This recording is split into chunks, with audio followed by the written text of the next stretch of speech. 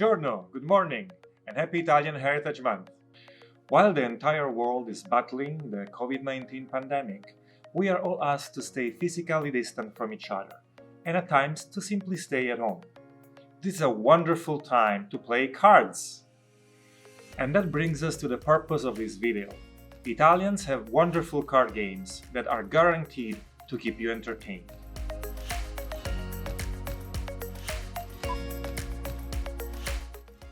First though, the basics.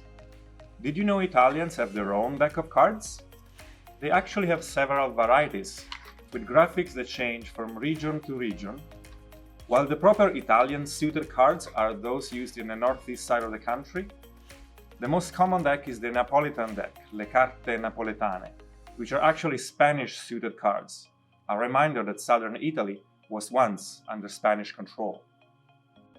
The deck is composed of 40 cards, divided into 4 suits: denari or ori, coins or gold, diamonds for North American reference, bastoni or mazze, clubs, coppe, cups, we know them as hearts, and spade, swords or spades.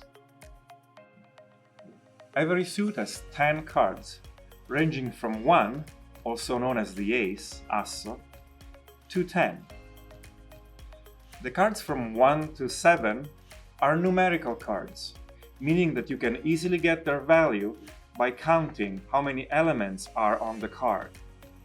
The highest 3 cards for each suit are face cards, and they are easily recognized. Fante or dama, the knave, is 8. Cavallo or knight is 9.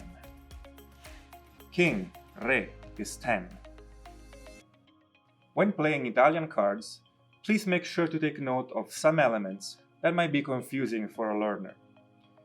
The ace of coins and the ace of swords sometimes are tricky to figure out. At times, some cards feature graphic elements that do not influence their value. They are just for good looks, or to confuse you. It's hard to tell. Finally, make sure you don't mix up your knaves and your kings. Remember, a king always wears a crown. While the Neapolitan deck is easy to find, you might also be able to find the Trevigiano deck if you go to one of the local Italian grocery stores. Here is how some Neapolitan cards compare to the Trevigiano ones. Now that we have a working knowledge of Italian playing cards, it's time to play! The first game we're playing is called Asso Pigliatutto, Ace Takes All. It is an easy game, and it is usually enjoyed more by younger humans. It can be played by 2 to 4 people, and the goal of the game is to collect the most cards. Who's got the most cards wins the game. The dealer gives 3 cards per person and puts 4 cards on the table, face up. The person immediately to the right of the dealer is the first one to take their turn, in anti-clockwise motion. Every player uses the cards in his hands to pick up cards from the table. You can either pick up a card with the same value, a 6 can pick up another 6, or you can pick up 2 or more cards if their sum is equal to the card in your hand. A 6 can pick up a 4 and a 2. Whoever plays an ace picks up everything that is on the table. The name of the game means ace takes it all after all.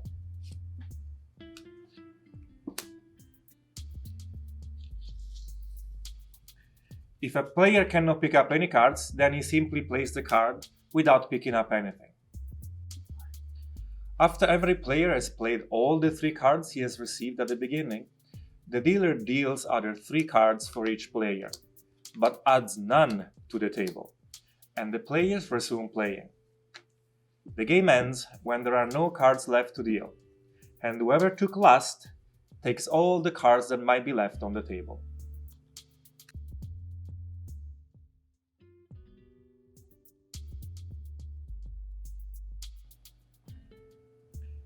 The game ends when there are no cards left to deal, and whoever took last takes all the cards that might be left on the table.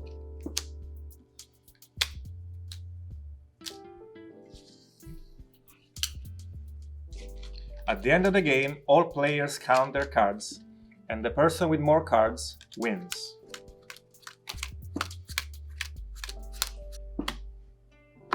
Congratulations, Victoria, you won!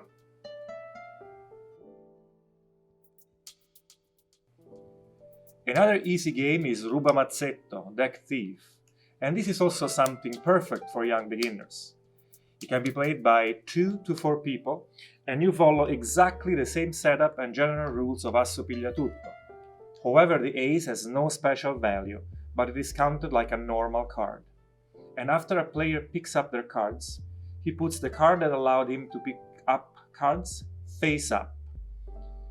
If any player has a card with that same value, the player can grab the entire deck of cards collected by the adversary.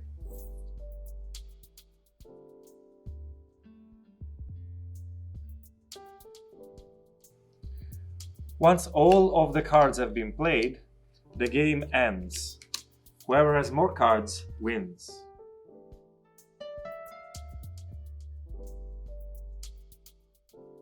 If you have any questions, leave a comment below. And if you like this video, don't forget to subscribe to our channel. There will be more videos coming next week.